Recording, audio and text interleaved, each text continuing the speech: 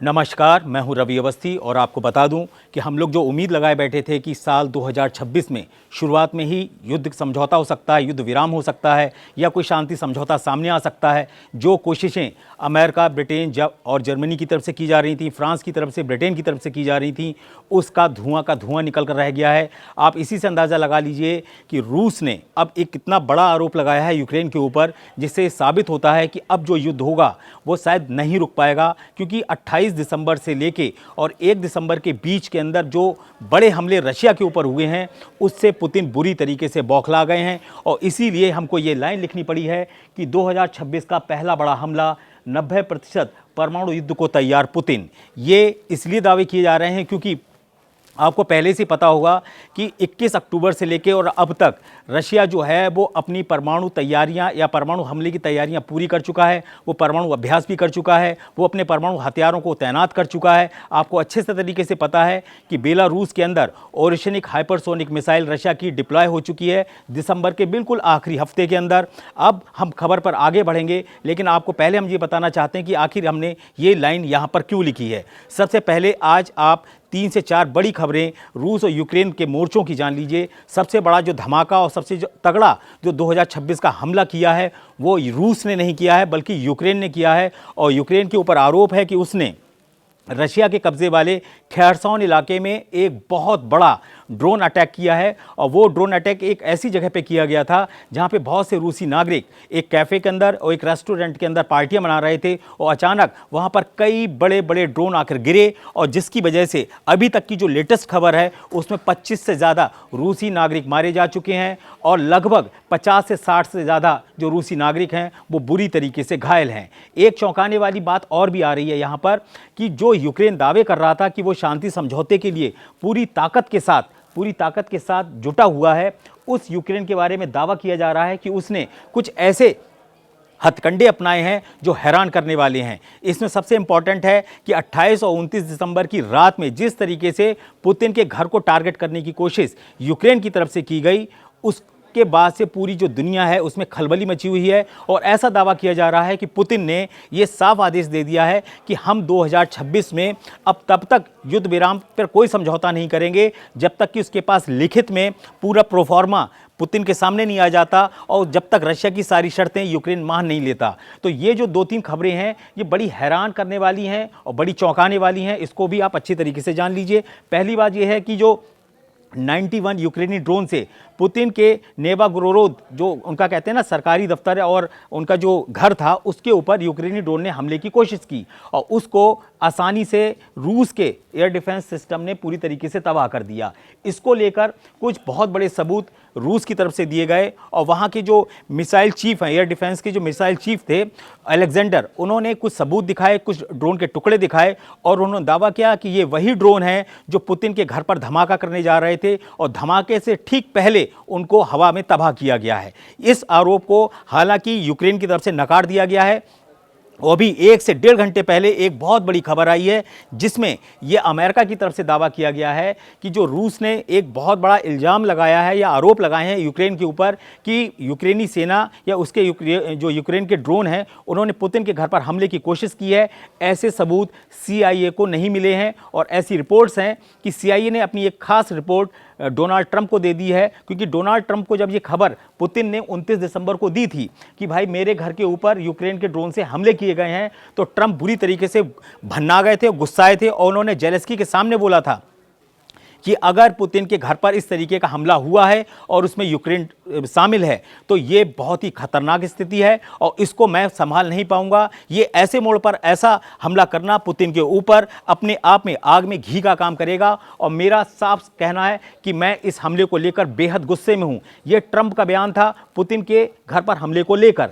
लेकिन अब आता है सवाल कि आगे हो क्या रहा है और चल क्या रहा है और नए साल में ऐसा क्या हुआ है कि अचानक जिस युद्ध विराम की बातें की जा रही थी वो युद्ध पूरी तरीके से खौलने लगा है। खौलना वर्ड इसलिए यूज करना पड़ रहा है क्योंकि जो पुतिन की स्पीच आई है, उन्होंने जो कामचाप का अपना जो इलाका है वहाँ पे एक वीडियो प्रसारित किया और उसमें उन्होंने बोला कि याद रखिए कि साल 2026 में जब रूस के सारे लक्ष्य यूक्रेन में पूरे होंगे उसके बाद ही युद्ध विराम होगा, उसके बाद ही रशिया अपने हमले को रोकेगा। और दूसरी इंपॉर्टेंट बात पुतिन ने ये अपने कमांडर्स को बोली है, जो फ्रंट लाइन कमांडर्स हैं, जो बिल्कुल सरहद पर तय करते हैं कि आज किस मोर्चे पर कहाँ अटैक करना है, किस मोर्चे से पीछे आना है, किस मोर्चे से आगे जाना है, कहाँ कौन सी किस तरीके की बटालियन तैनात होंगी, किस जगह पर टैंक से सीधा हमला होगा, कहाँ पर हमारा जो कहते हैं ना जो लाइन ऑफ डिफेंस होता है, जो उनका पीछे से बैकअप होता है तोपों का, वो कब कहाँ से अटैक करेगा। ऐसे सारे कमांडर्स को पुतिन की तरफ से एक लाइन में सीधा आदेश दिया गया है कि आप लोग 2026 में एक बड़े हमले की तैयारी पूरी कर लीजिए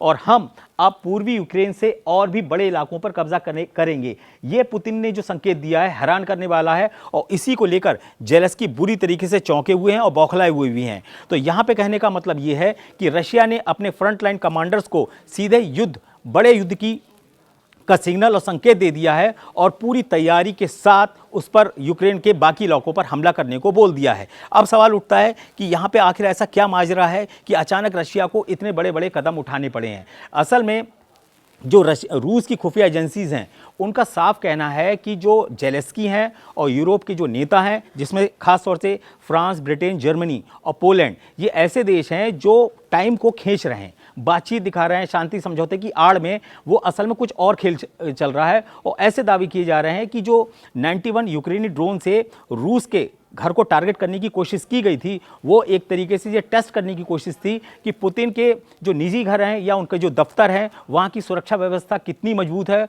और क्या यूक्रेन इतना कैपेबल है कि वो अपने दम पर जाके रशिया के अंदर घुसकर और वो भी पुतिन के घर पर अटैक करे। तो भले ही उसके 91 यूक्रेनी ड्रोन तबाह कर दिए हों, ऐसा रूस का दावा है, लेकिन इससे एक चीज़ साबित होती है कि यूक्रेन के पास अब कैपेबिलिटीज़ हैं कि लंबे दूरी के यूक्रेनी ड्रोन जो हैं वो पुतिन के घर तक दस्तक देने लगे हैं। ये जो संकेत है वो रशिया के लिए एक बहुत ही अलार्मिंग है और इसीलिए उसने अब जो ठोस कदम उठाना शुरू किए हैं वो हैरान करने वाले हैं। पहली इंपॉर्टेंट बात कि रशिया युद्ध का एक माहिर खिलाड़ी माना जाता है, उसके लिए इस तरीके की जो कहते हैं ना फॉल्स फ्लैग अटैक होते हैं उसको अपने ऊपर अंजाम देने में कोई उसको हैरानी नहीं है। ऐसे वो कई बार भी कर चुका है। इससे पहले मॉस्को की एक बिल्डिंग के ऊपर भी यूक्रेनी ड्रोन गिराने का दावा हुआ था। लेकिन अब मैं आपको यहाँ पे दो तीन चीज़ें और क्लियर करना चाहता हूँ कि यहाँ पे रशिया अब करने क्या जा रहा है। रशिया ने ये भांप लिया है कि नेटो और यूरोप के देश जो हैं वो किसी भी कीमत पर यूक्रेन को समझौता करने नहीं देंगे। इसीलिए जेलेंस्की ने 31 दिसंबर की रात में जब संबोधन किया और देश की जनता को बताया तो उन्होंने क्या बोला, उन्होंने बड़ा अलग तरीके की दो तीन बातें की, उनको आप समझ लीजिए। सबसे पहले जेलेंस्की ने यह बोला कि हम जंग का अंत चाहते हैं, यूक्रेन का अंत नहीं। यानी कि जेलेंस्की ये कहना चाहते थे कि वो जंग तो खत्म करना चाहते हैं लेकिन वो जंग ऐसी नहीं होनी चाहिए कि यूक्रेन का ही अंत हो जाए। यानी कि कहने का मतलब ये है कि जेलेंस्की ये कहना चाहते हैं कि हम पूर्वी यूक्रेन का डोनबास का एक बड़ा इलाका रूस को देने को तैयार हैं, लेकिन ये किसी भी कीमत पर यूक्रेन का सरेंडर नहीं होना चाहिए। ऐसा ना हो कि कल को हम पूरा जो डोनबास इलाका वो दे दें और उसके बाद रशिया बड़े और इलाकों पर अटैक करना शुरू कर दे। और यही जेलेंस्की का जो डर है वो सच साबित भी हो रहा है, क्योंकि पुतिन ने अपने नए संबोधन में क्या बोला कि जिस तरीके से यूरोप, यूक्रेन और हमारे दुश्मन हमारे खिलाफ मोर्चाबंदी कर रहे हैं उससे रूस को ऐसा लगता है कि अब इस खतरे को जड़ से ख़त्म करना पड़ेगा। अब जड़ से ख़त्म करने का मकसद क्या है? जड़ से ख़त्म करने का मकसद यहाँ पर यह है कि जेलेंस्की ने जिस तरीके से यूरोप को पूरी तरीके से अपने यूक्रेन की जंग में खींच लिया है, उससे एक चीज़ साबित हो गई है कि अब यूक्रेन ने ऐसी स्थिति पैदा कर दी है। जेलेंस्की ने बड़ी चालाकी से रो के पीट के अपने आंसू दिखा के, घड़ियाली आंसू दिखा के उन्होंने ब्रिटेन, फ्रांस और जर्मनी को जंग में इतने आगे तक खींच लिया है इनडायरेक्टली कि अगर यूक्रेन हारता है तो ये सीधा सा मैसेज जाएगा कि यूरोप हार गया। और यूरोप में भी सबसे बड़ा मुंह पे तमाचा किसके पड़ेगा? फ्रांस, ब्रिटेन, जर्मनी और पोलैंड पर, जो ये कभी नहीं चाहेंगे कि उनके ऊपर हार का धब्बा लगे या सरेंडर का धब्बा लगे या ये लगे कि भाई रूस की ताकत के सामने ये यूरोपीय देश जो थे वो कंडम साबित हुए, उनकी जो ताकतें थीं वो बुलबुला साबित हुई। तीसरी इंपॉर्टेंट बात है कि इसी को ध्यान में रखकर जेलेंस्की ने दिसंबर के आखिरी हफ्ते में 10 ओरेशनिक मिसाइल लॉन्चर्स को बेलारूस में तैनात किया। इसके पीछे की वजह क्या है? ऐसा दावा किया जाता है कि बेलारूस में एक किविच 6 एयर बेस है। किविच 6 एयरबेस, जहां पर 10 ओरेशनिक हाइपरसोनिक मिसाइलें रशिया ने डिप्लॉय की हैं, ऐसे दावे किए जा रहे हैं। और दावा इसलिए भी ओरेशनिक को लेकर बहुत ज़्यादा खतरनाक इसलिए भी बहुत माना जाता है क्योंकि ओरेशनिक जो है वो एक हाइपरसोनिक मिसाइल है जो 10 मैक की गति से चलती है और 5 से 5,500 किलोमीटर तक उसकी मारक क्षमता है। अब सवाल उठता है कि बेलारूस के अंदर ओरेशनिक मिसाइल को रशिया ने डिप्लॉय क्यों किया है। इसकी सबसे बड़ी 3 वजह हैं। पहली वजह यह है कि बेलारूस की धरती से और यूरोप के देशों पे जो अटैक करेगा उससे उसका जो फ्लाइंग टाइम होता है, यानी कि जब कोई मिसाइल उड़ती है तो उसका एक टाइम होता है कि इतने टाइम में वो वहाँ पहुँचेगी। वहाँ से बेलारूस से वो चीज़ें बहुत करीब पहुँच रही हैं और इसमें पोलैंड और 3 बाल्टिक देश एस्टोनिया, लिथुआनिया और बुलाविया, ये जो 3 आपके बाल्टिक देश हैं उनके बारे में ऐसा दावा किया जाता है कि आसानी से ये उसकी रेंज में आ जाएंगे। तो एस्टोनिया हो गया, लातविया हो गया और लुकाशेंको ने क्या किया, लुकाशेंको ने यहाँ काम कर दिया। लुकाशेंको कौन है? लुकाशेंको बेलारूस के राष्ट्रपति हैं। उनको लगता है कि अगर ओरेशनिक मिसाइल यहाँ रहेगी तो पोलैंड उनका कुछ नहीं बिगाड़ पाएगा क्योंकि ये जो 3-4 देश हैं यूरोप के, ये बिल्कुल सटे हुए हैं। और बिल्कुल सटे होने की वजह से क्या है कि बेलारूस आसानी से इनके हमलों से बचा रहेगा। दूसरा, जब रूस के इतने इतने बड़े हथियार वहाँ पहले से डिप्लॉय हैं जिसमें इस्कंदर मिसाइलें भी हैं, उससे भी ये साबित हो जाता है कि बेलारूस जो है वो रूस के लिए एक बहुत बड़ा एसेट है और इसीलिए बेलारूस की ज़मीन से यूरोप पर हमला करने की तैयारियां कर ली गई हैं। अब यहाँ पे बता दें कि ओरेशनिक मिसाइल के लिए यूरोप के कम से कम 7-8 देश बड़े आसान टारगेट बनेंगे जिसमें फ्रांस, ब्रिटेन, जर्मनी भी है। आपको बता दें कि ओरेशनिक मिसाइल जो है लगभग 10 से 12,000 किलोमीटर लगभग बैठती है उसकी स्पीड। 10 मैक बोला जाता है, जब आप इसको किलोमीटर में बदलेंगे तो लगभग 12,000 किलोमीटर के आसपास इसकी स्पीड बैठती है। तो इस स्पीड से अगर वो ट्रैवल करेगी और अटैक करेगी तो उसका ओरेशनिक का जो सबसे क्लोज टारगेट है यूरोपीय देश तो वो है पोलैंड, जो लगभग बेलारूस से 475 किलोमीटर पड़ता है। लेकिन अगर ब्रिटेन की अगर हम बात करें तो वो लगभग 2,000 किलोमीटर दूर जाके पड़ता है। और ऐसा दावा किया जा रहा है कि ये जो टाइम होगा ओरेशनिक मिसाइल के लिए वो मैक्सिमम 20 मिनट के अंदर इन सारे देशों को चौपट कर सकती है। पोलैंड में तो मुश्किल से 8-10 मिनट या 10-11 मिनट में ही वो उसको तबाह करके रख देगा। और रह गई बात इसकी लंदन की और पेरिस की, तो यहाँ भी 20 मिनट के अंदर उनको भी तबाह कर देगा। तो रशिया ने जो अपनी प्लानिंग की है वॉर की, वो ज़बरदस्त की है और इसीलिए अब जो यूक्रेन है उसके साथ यूरोप भी बुरी तरीके से चकरा गया है। इसीलिए जर्मनी के चांसलर फ्रेडरिक मर्ज ने कल क्या बोला कि याद रखिए ये अब यूक्रेन की जंग नहीं रह गई है, ये अब पूरे यूरोप की जंग रह गई है।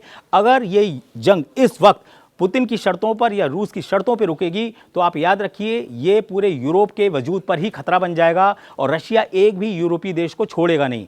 अब इंपॉर्टेंट क्या है कि भाई ऐसी क्या आफत आ गई कि रशिया को फिर से दोबारा से परमाणु ताकत को दिखाने का वक्त आ गया है। उसके पीछे की वजह यह है कि यूरोप और अमेरिका, अगर अमेरिका को हटा दो सिर्फ यूरोप रूस से लड़ने को आएगा तो वो सही से उसके सामने टिक नहीं पाएगा क्योंकि उसकी जो परमाणु क्षमता है वो इस काबिल ही नहीं है कि वो रशिया से सीधे सीधे युद्ध कर पाए या परमाणु वॉर कर पाए। उसकी वजह यह है कि फ्रांस और ब्रिटेन, ये 2 यूरोपीय देश हैं जिनके पास परमाणु क्षमता है या परमाणु हथियार हैं। फ्रांस के पास 290 हैं, ब्रिटेन के पास 260 हैं। दोनों को मिला के लगभग 550-551 परमाणु हथियार बैठते हैं, जबकि रशिया के पास अकेले कुछ रिपोर्ट्स के मुताबिक 5580 परमाणु हथियार हैं, जिसमें से 1718 ऐसे हथियार हैं जो उसने ऑलरेडी डिप्लॉय कर रखे हैं। आपको बता दें बहुत से परमाणु हथियार ऐसे होते हैं जिनके पार्ट्स को अलग अलग रखा जाता है रेडिएशन के लीक होने की वजह से या किसी और वजह से या खुफिया तरीके से हमला करने के लिए। तो रशिया ने क्या किया है कि लगभग 1718 अपने न्यूक्लियर वेपन्स हैं उनको डिप्लॉय कर दिया है अलग अलग तरीके से अलग अलग जगहों पर रणनीतिक तौर पर। अब यहाँ पे इंपॉर्टेंट क्या है कि रशिया एक ऐसा मात्र देश है जो समंदर से, आसमान से और ज़मीन से, इन तीनों जगहों से परमाणु हमला कर सकता है। जबकि ब्रिटेन के साथ सबसे बड़ी दिक्कत ये है कि उसकी जो सबसे बड़ी परमाणु क्षमता है या परमाणु अटैक करने की जो क्षमता है वो कहाँ से है, वो समुद्री पनडुब्बियाँ हैं उसके पास, परमाणु पनडुब्बियाँ, वो उन्हीं से अटैक कर सकता है। अब सवाल उठता है कि करें तो करें क्या। आखिर ये यूक्रेन से युद्ध करने को जो मचल रहे हैं यूरोप के लोग, यूक्रेन की तरफ से युद्ध करने को मचल रहा है जो यूरोप, वो किस बिहार पर मचल रहा है, उसके पीछे की 2 वजह हैं। उसमें सबसे बड़ा जो आता है वो आता है अमेरिका। अमेरिका एक ऐसा देश है इस समय रूस के सामने जो रूस को बहुत बड़ी जंग जिता भी सकता है, बहुत हरा भी सकता है। और ट्रंप इस समय पुतिन के साथ कहीं ना कहीं खड़े हुए दिखाई देते हैं। भले ही वो बीच बीच में एकदम पलटी मारते हुए दिखाई देते हैं क्योंकि वो युद्ध के डैडी हैं, लेकिन कुछ ऐसे आंकड़े हैं जो आपको जानना बहुत ज़रूरी है। आपको मैं बता दूं कि यूरोप के अंदर ऐसे 5 देश हैं जहां अमेरिका ने अपने 100 परमाणु बम या हथियार तैनात कर रखे हैं, और इसमें आप नाम सुनोगे तो आप हैरान रह जाओगे। इसमें है जर्मनी, इटली, नीदरलैंड, तुर्की और बेल्जियम।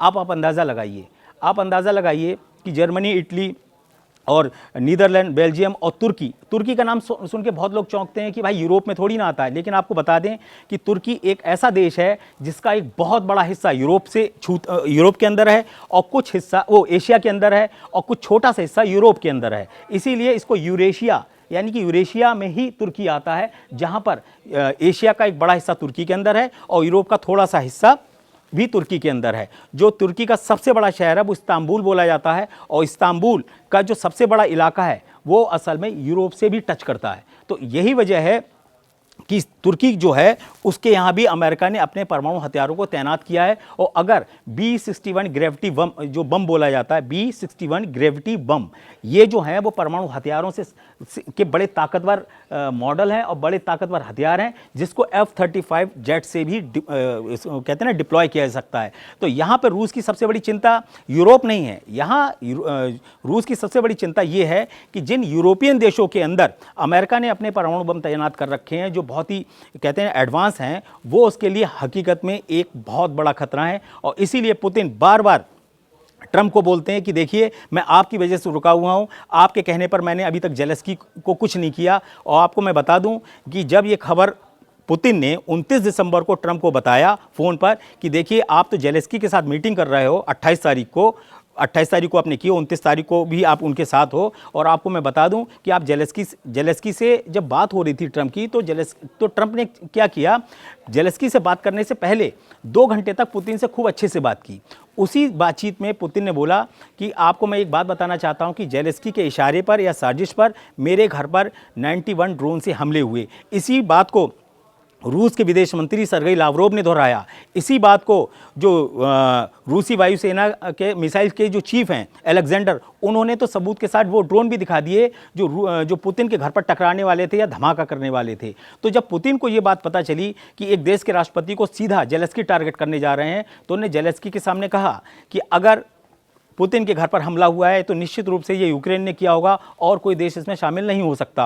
और मैं ये मान के चलता हूँ कि मैं बहुत ज़्यादा गुस्से में हूँ। अगर ऐसा हुआ है, ऐसा वैसे नहीं होना चाहिए और मैं मानता हूँ ऐसा नहीं हुआ होगा, लेकिन अगर ऐसा हुआ है तो इस युद्ध को कोई रोक नहीं पाएगा और अब लाखों लोग मारे जाएंगे। ये जब ट्रंप ने जेलेंस्की के सामने, मीडिया के सामने ये बात की, तो जेलेंस्की का चेहरा बिल्कुल चकोतरे की तरह फूल गया और गुस्से के मारे मुंह लाल हो गया कि आखिर ट्रंप कह क्या रहे हैं और कहना क्या चाहते हैं। यहाँ पर क्या है, ट्रंप का जो कहते हैं ना करेक्टर है वो ऐसा है, वो समझ ही नहीं पाता पड़ोस वाला कि ये मेरे साथ खड़े हैं, मेरे खिलाफ खड़े हैं। जब जेलेंस्की खड़े होते हैं तो वो डरे सहमे सुकड़े से खड़े हुए होते हैं। उनको ये नहीं समझ में आता कि मेरे सामने अभी जब मीडिया के सामने ट्रंप कुछ बोलेंगे मेरे खिलाफ, तो वो किसके पक्ष में बोलेंगे, क्या वो मेरे पक्ष में बोलेंगे या पुतिन के पक्ष में बोलेंगे। इसीलिए जब जेलेंस्की ने ये बातें वहाँ पर बोली कि मैं चाहता हूं कि यूक्रेन की तरफ से और अमेरिका की तरफ से पुतिन पर इतना दबाव डाला जाए कि वो 20 सूत्रीय समझौतों को माने, तो क्या हुआ कि जो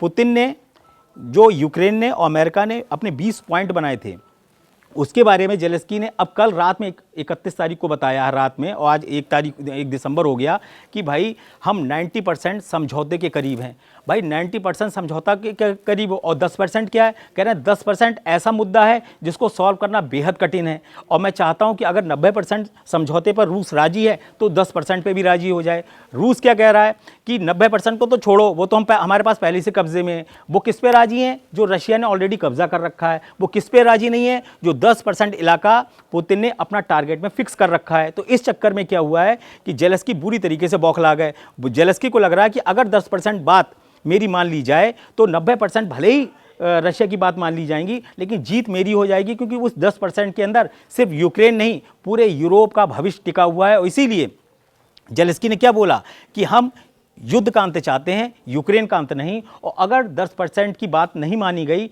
तो इससे यूक्रेन और यूरोप के वजूद पर खतरा आ जाएगा। तो कुल मिला के स्थिति क्या है? स्थिति यह है कि पुतिन ने 2026 में एक बड़े युद्ध की तैयारी कर ली है। ऐसे दावे किए जाते हैं कि हथियारों का प्रोडक्शन 22 गुना से ज़्यादा बढ़ चुका है। मैं आपको पहले ही बता चुका हूं कि आज से लगभग 18 महीने पहले पुतिन पहले ही कह चुके हैं कि दुनिया में एक दिन में जितनी भी मिसाइलें बनती हैं, जितनी सारे देश मिलकर बनाते हैं, उससे 3 गुना ज़्यादा मिसाइलें एक दिन में रशिया बना रहा है। ये उनने एक तुलनात्मक अध्ययन अपने रशिया का बताया था। और अभी जिस तरीके से 21 अक्टूबर से लेकर 29 अक्टूबर तक पुतिन ने अपनी परमाणु तैयारी, परमाणु हथियार दिखाए, उसका भी साफ संकेत था कि अगर रशिया के बारे में कोई ये सोचता है कि वो परमाणु युद्ध नहीं कर सकता, उसके अंदर वो हिम्मत नहीं है, तो रशिया ऑलरेडी ऐसे हथियारों को डिप्लॉय कर चुका है। उसका सबसे इंपॉर्टेंट है ओरिशनिक मिसाइल, जो हाइपरसोनिक मिसाइल है और जो 10 मैक की स्पीड से 5,500 किलोमीटर तक मार कर सकती है। और इसके बारे में दावा किया जाता है कि जब ये टकराती है तो 4000 डिग्री सेंटीग्रेड का तापमान आता है,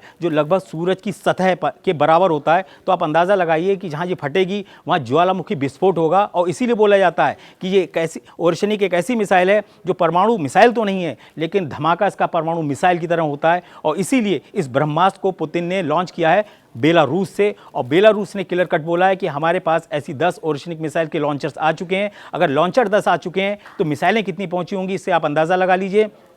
तीसरी इंपॉर्टेंट आपके लिए जानना ये जरूरी है कि 91 जो यूक्रेनी ड्रोन से हमले का जो आरोप लगाया गया है जेलेंस्की के ऊपर और यूक्रेन के ऊपर, उसके बाद पुतिन के राइट हैंड है दिमित्री मेदवेदेव, उन्होंने कल 2 टूक बोला है कि अब जेलेंस्की की जान को बेहद खतरा है, जेलेंस्की अब चैन से नहीं रह पाएंगे, सिर उठाकर नहीं देख पाएंगे। ये दिमित्री मेदवेदेव का बहुत ही कड़ा और रूखा बयान आया है। शायद लगभग 4 साल की जंग में आज 1407 दिन हो चुके हैं रूस यूक्रेन जंग को, ये इतना कड़ा बयान रूस की तरफ से कभी नहीं आया जिसमें जेलेंस्की को सीधे सीधे मारने की धमकी दी गई है। और ऐसे में अब सवाल उठता है कि आखिर होगा क्या। इसके पीछे की सिर्फ 2 ही चीज़ें बची हैं। एक, रशिया ने आज जो 2 ऐलान किए हैं उससे खलबली यूरोप और अमेरिका तक मची है।